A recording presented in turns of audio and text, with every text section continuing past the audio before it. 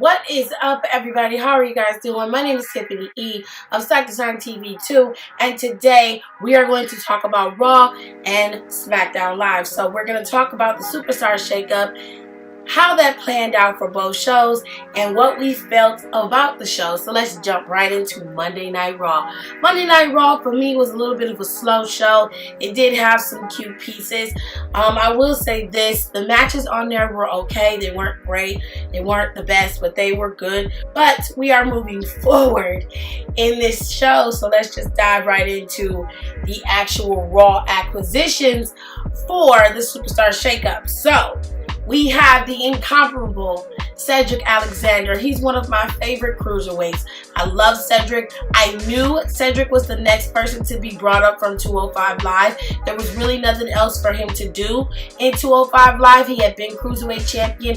He had had a couple of good feuds, but Cedric was he just wasn't going to get anywhere else in that show. So him moving up to the main roster was inevitable, and since they brought Ali to SmackDown Live, it was only fair that they put Cedric on Raw. So Cedric's gonna fare real nicely on Raw. There's a very clean slate to fight through on Monday Night Raw. It's easy for him to shine. He's a high flyer.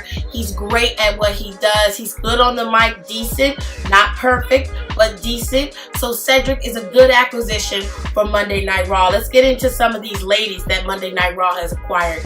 Monday Night Raw has acquired, of course, the last kicker, the man, Becky Lynch. Being as thou, she holds both the Raw and SmackDown Live belts. However, they also acquired Zelina Vega, a very good acquisition in my book. She's great on the microphone, decent in the ring, so she can be a nice parallel to Alexa Bliss, especially if they plan on turning Alexa Bliss to being a face very soon. Zelina is better on the microphone than Alexa to me, and I am very interested to see how they use her going forward, besides just being Andrade's business associate. So I'm very happy with that pickup for them. I'm also happy with the pickup of Naomi. Naomi is a commodity, okay? She is someone that you definitely have to look out for. She's got a great moveset. She's amazing in the ring. She just has a great presence about her, and she's one of the best female, matter of fact, she's one of the best superstars on the roster, persona and moveset and in-ring capability all included. She's just really, really good. Anybody who's in the ring with her looks better when they're wrestling against her. I'm excited for Naomi, and I hope that they give her some really good rivalries on the show, and then it propels her to the forefront of possibly being in title contingency very, very soon. So let's move on to, those were the only 3 women that were there, and the NXTs that were brought up about 6 or 8 months ago. In that class of brought ups, you had Lacey Evans, probably one of the most popular, if not one of the most gifted NXT superstars they've had, and she is a powerhouse. When you watch her wrestling and her in-ring capability, she is absolutely stunning in the ring.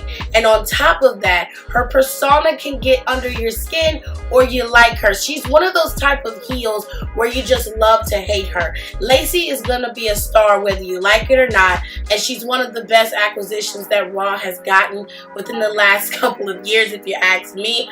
Raw is really doing themselves a great service by bringing Lacey Evans on board. She's going to be your next front runner for that women's division. If it isn't Natalya, Sasha, or Naomi, expect Lacey Evans to be at the forefront, which more than likely it'll probably be Lacey. You'll see a couple of feuds between Natalya and Lacey, possibly Naomi and Lacey, and if Sasha stays, you'll definitely see a feud between she and Sasha. So we will see how this plays out. I'm very excited for Lacey Evans, and as far as the women go, that is all that we have in terms of Raw acquisitions for the Raw Women's Department. So let's move back into the men's division, okay? So, we've already mentioned Cedric Alexander. Sanity, the team Sanity has been split up.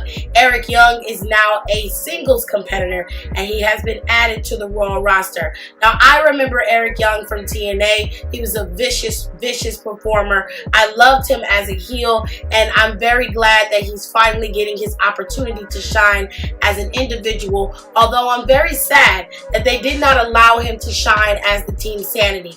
In NXT, they were very good at provoking their opponents and taking them out and dismantling them. I thought they were very, very good. It was a great acquisition for SmackDown Live's booming tag team division, and then they just left them on the shelf. It was very disheartening, and I just kept asking, where is Sanity? Why is Sanity not involved in this? They gave them one opportunity, which was to go up against New Day. It was a 3 against 3 type of thing. They squashed it before it could even get off the ground. So they really didn't give Sanity enough time to get out of the blocks. And I felt really, really bad for them. However, Eric Young has an opportunity to shine on his own. He can be an excellent heel for any superstar in terms of rivalry or belts. So this is a great acquisition for Monday Night Raw. Moving into EC3. Now, I remember when EC3 was in the WWE the first time. They didn't really give him an opportunity to shine. He left with the TNA, became a megastar in TNA, and then worked his way up back through NXT to come back to the WWE.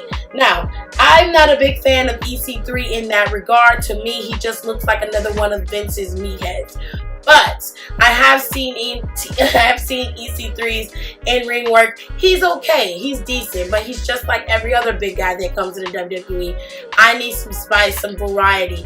And as far as I'm concerned, EC3 just doesn't do anything for me. However, I will give him the opportunity, and all I will say to EC3 is, welcome to Monday Night Raw. So, moving into the tag teams, because that seemed to be a really big stickler for Monday Night Raw's acquisitions when it came to the Superstar Shakeup. We've all noticed that Monday Night Raw's tag team division has been lackluster, to say the least, and Monday Night Raw really came through in the clutch when they acquired one of the greatest, if not the greatest, tag team of our time and in history, and that is the Usos, baby. So, the Usos have moved from SmackDown Live to Monday Night Raw. You ask yourself why, and it's real simple. The Usos are a 5-time, 6-time tag team champion. Nowhere else for them to go other than dominating and burying other teams. So now they're going to go to a new landscape and bring up the tag team division of Monday Night Raw and bring it back to the excellence it deserved to be. They're going to join other teams like the B Team, the Ascension, and of course the Revival, and Gable and Rude if they don't split them up.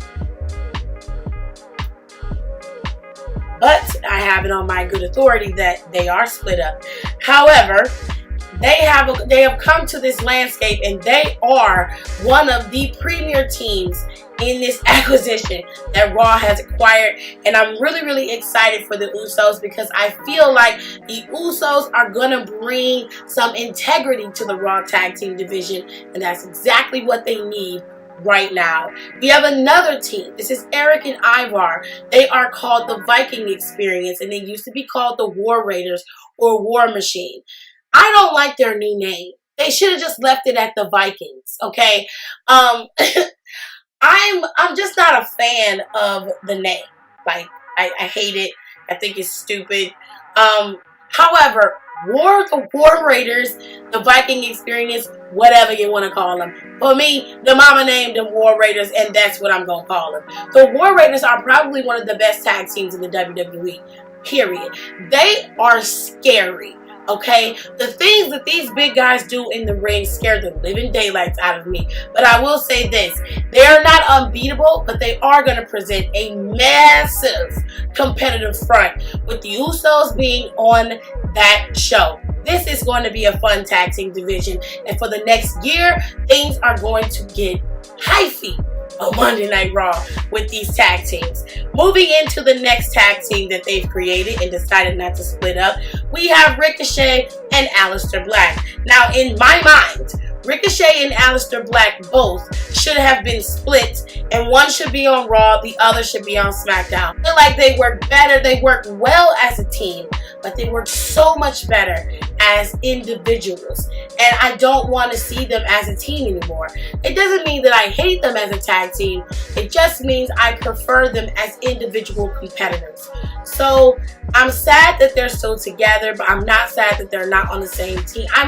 I guess you could say I just want better competition, and I know that Alistair Black and Ricochet will provide that. And putting them together stifles them, to me. But welcome to Monday Night Raw. Moving into some individual competitors that have been gained by Monday Night Raw. Two of the biggest acquisitions, well, the three of the biggest acquisitions for Monday Night Raw is our GOAT, our resident underdog king, and that is the king of all underdogs, Rey Mysterio. Rey Mysterio has been added to the Monday Night Raw roster. I'm very excited for Rey to be there. I think Rey being on there adds a veteranship that they definitely need on Monday Night Raw, and he can help guide some of these new superstars. And also, this will allow him to continue his rivalry with Andrade, possibly pushing him forward and getting him into title contingency for that U.S. Championship. So we've got 4 acquisitions. I'm sorry I misspoke earlier. So, moving into The Miz. So The Miz has moved from SmackDown to Monday Night Raw. Congrats to The Miz. Been a big fan of The Miz as of lately. He took out Shane McMahon Monday night. Took him down, son. Even with a bleeding head, took the chair and just beat him down, okay? It was awesome. So The Miz is on Monday Night Raw now. I can't wait to see what they do with him. Whether he be face or heel, you know The Miz is going to bring it 170% every single time. So I can't wait to see how The Miz is going to structure his character for this new show and how they're going to allow him to play out. So, moving into probably one of the biggest acquisitions of Raw history, we have the incomparable, the phenomenal AJ Styles. AJ Styles is now a member of the Monday Night Raw roster and a major threat to Seth Rollins' Universal Championship. So, I cannot wait to see how they structured AJ Styles, if he's going to be a face, if he's going to be a heel. I'm excited. You should be excited. We're all excited. AJ Styles is on Monday Night Raw.